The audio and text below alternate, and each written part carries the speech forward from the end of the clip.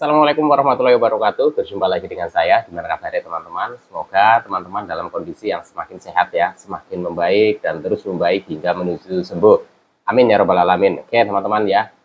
Di sini itu sedang hujan deras ya. Semoga saja audionya bisa tertangkap ya, maksimal gitu ya teman-teman.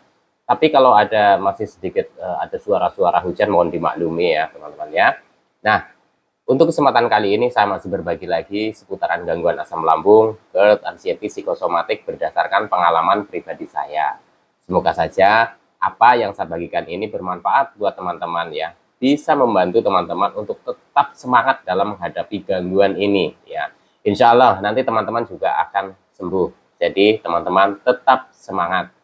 Nah, untuk penderita gangguan asam lambung, GERD, anxiety, psikosomatik, ini kan banyak sekali, setiap hari, setiap saat merasakan sensasi. Bahkan teman-teman itu merasakan kebingungan, sebenarnya kapan ini bisa sembuhnya. Saya sudah berbagai macam cara, dengan pengobatan medis, pengobatan herbal, pengobatan alternatif. Teman-teman sudah coba semua itu, tapi menurut teman-teman itu belum ada hasil. Tenang saja teman-teman ya. Gangguan asam lambung, GERD, anxiety, psikosomatik ini bisa sembuh. Karena proses sembuhnya dari gangguan asam lambung ini ya, itu bertahap, ya, tidak instan. Tidak seperti sakit-sakit yang lain. Contoh misalkan kita kena tipes atau kena demam, batuk, pilek, flu, kita berobat ke dokter ya mungkin dalam hitungan minggu ya itu sudah sembuh ya teman-teman. Tapi untuk gangguan asam lambung, GERD, anxiety, psikosomatik ini perlu proses. Teman-teman pahami ini, teman-teman sadari ini. Jadi dalam proses penyembuhan ini, kalau teman-teman masih merasakan muncul sensasi, setiap hari merasakan sensasi, itu wajar. Yang penting teman-teman mulailah dari sekarang, jangan takutkan sensasi yang muncul itu. Ini memang susah. Saya pun dulu juga sama seperti itu ya teman-teman ya. Susah untuk tidak takut ketika sensasi itu muncul. Akan tetapi rasa takut ketika sensasi muncul itu bukannya menambah kita lebih baik, tapi menambah kita itu semakin banyak sensasinya. Itu pengalaman saya ya teman-teman.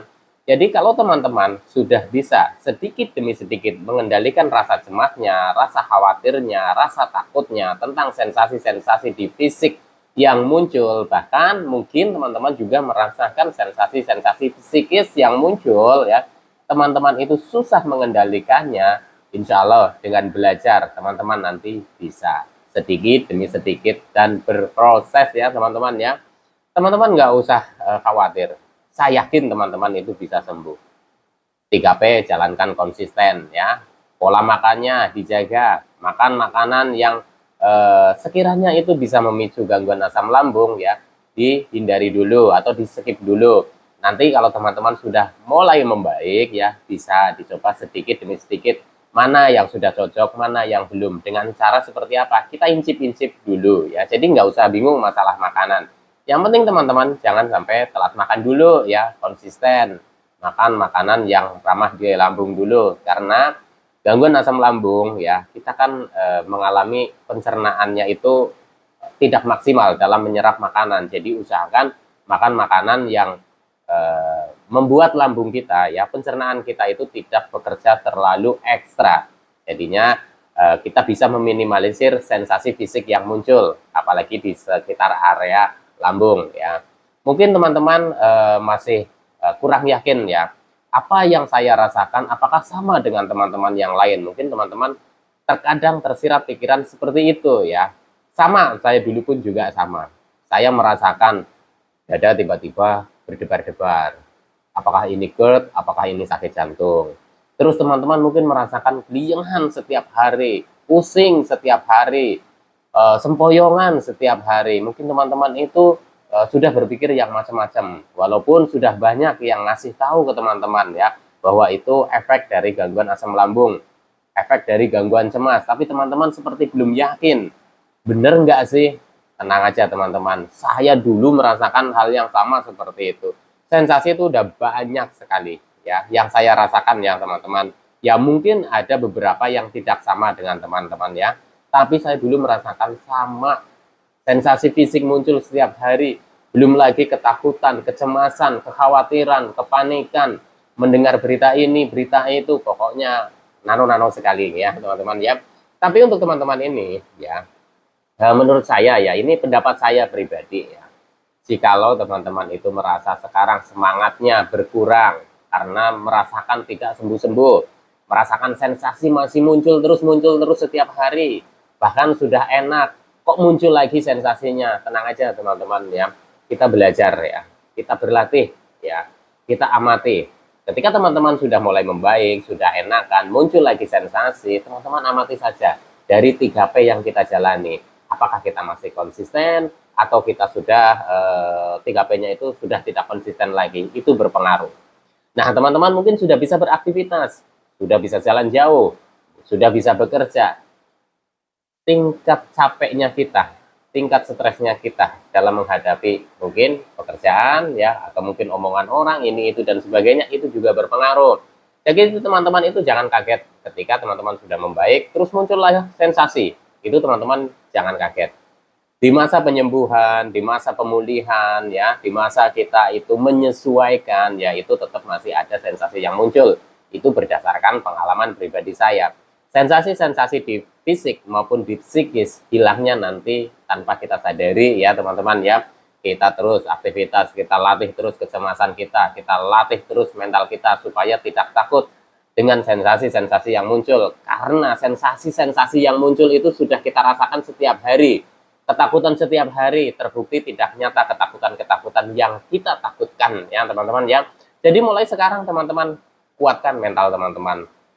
Ketika sensasi muncul, ya ini memang sudah bagian dari gangguan ini. Kecuali untuk penderita gangguan asam lambung saja, ya gangguan pencernaan saja, mungkin pulihnya itu tidak terlalu lama, ya seperti kayak kita yang terkena gangguan asam lambung GERD anxiety psikosomatik.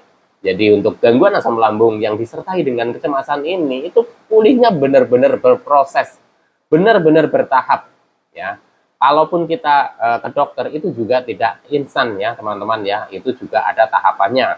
Kita ke psikiater pun ya teman-teman, itu juga ada tahap pengobatannya, nggak ada yang instan ya teman-teman, bertahap, berproses. Bagaimana kita harus bersabar dalam menghadapi gangguan itu penting sekali ya teman-teman ya, karena ini sangat membantu dalam proses penyembuhan. Sabar menghadapi sensasi-sensasi yang muncul. Memang susah, saya tahu dan saya paham, susah sekali untuk sabar. Kita bawaannya setiap hari itu jengkel, setiap hari itu marah dengan keadaan kita, banyaknya sensasi yang muncul. Ya, kita pasti nggak nyaman, itu sudah pasti. Akan tetapi, ini bisa sembuh teman-teman ya. Teman-teman latih terus, aktivitas jalankan terus, walaupun hanya aktivitas di dalam rumah. Ya, sebisanya teman-teman, ukur dulu ya. Jadi jangan terlalu forsir. Ketika teman-teman sudah bisa beraktivitas, teman-teman merasa enak, itu juga harus ukur kondisi fisik kita ya teman-teman ya.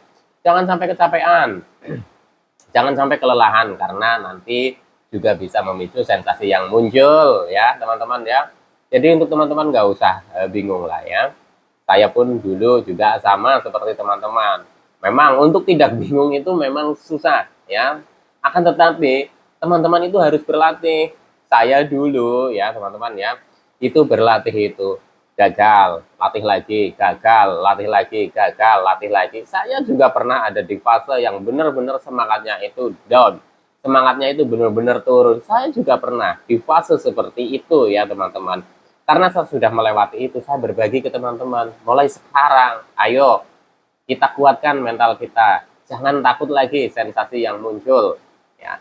Sensasi-sensasi yang muncul itu adalah bagian dari gangguan ini, dan nanti hilangnya sensasi itu tanpa kita sadari. Seiring berjalannya waktu, kita jalankan 3P secara konsisten, kita mulai latih untuk beraktivitas, kita sudah mulai keluar rumah, kita sudah bisa bekerja lagi, lama-kelamaan nanti sensasi itu akan hilang satu persatu tanpa kita sadari ya teman-teman. Itu pengalaman saya ya. Jadi untuk teman-teman, ketika teman-teman merasakan sensasi yang muncul ya, contoh saya urut saja ya teman-teman, dari ujung kaki sampai dengan ujung kepala, ini sensasi fisiknya ya teman-teman yang pernah saya rasakan.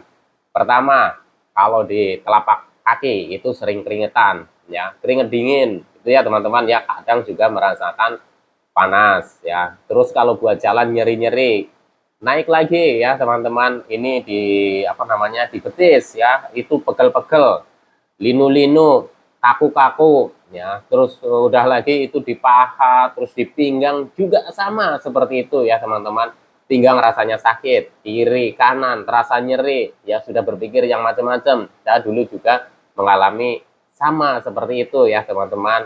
Terus kencing kadang berbusa, iya saya juga mengalami. Jangan takut teman-teman ya. Terus kita kencing kadang kita amati ya, kita apa namanya, oh kok warnanya seperti ini, kok warnanya seperti itu. Mulai sekarang nggak usah apa namanya terlalu dipikirkan yang seperti itu ya teman-teman, nanti malah akan bikin takut. Saya dulu mengalaminya, nggak apa-apa ya teman-teman ya.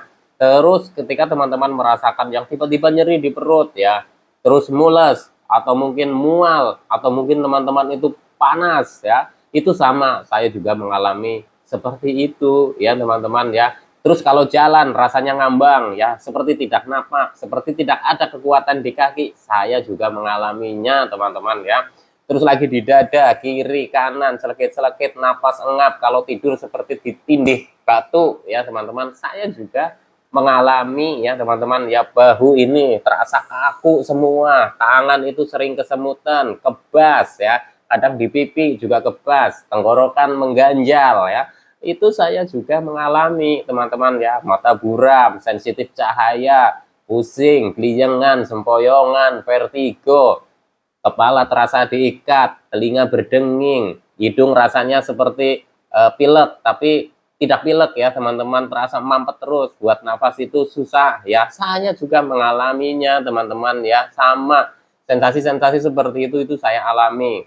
Belum lagi sensasi-sensasi psikisnya, ketakutan lah akan penyakit berat, ketakutan akan berita-berita yang kurang enak didengar ya, ketakutan gimana nanti masa depan saya, linglung ya, terus terasa itu tidak bahagia setiap hari, rasanya itu jengkel setiap hari. Saya juga merasakan dulu ya teman-teman ya.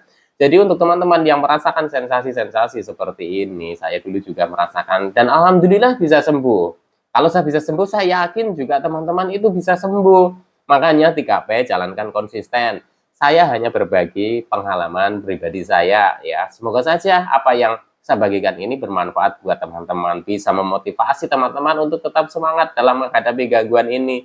Insya Allah nanti teman-teman juga akan sembuh. Saya yakin itu. Karena saya pun dulu juga sempat berpikir ya, bukan sempat lagi, sering berpikir apakah gangguan ini bisa sembuh. Nyatanya bisa sembuh ya teman-teman ya. Jadi untuk teman-teman tetap semangat. Ayo semangat mulai dari sekarang, semangat dan semangat terus. Apapun yang sedang dirasakan oleh teman-teman, kita harus imbangi dengan rasa semangat.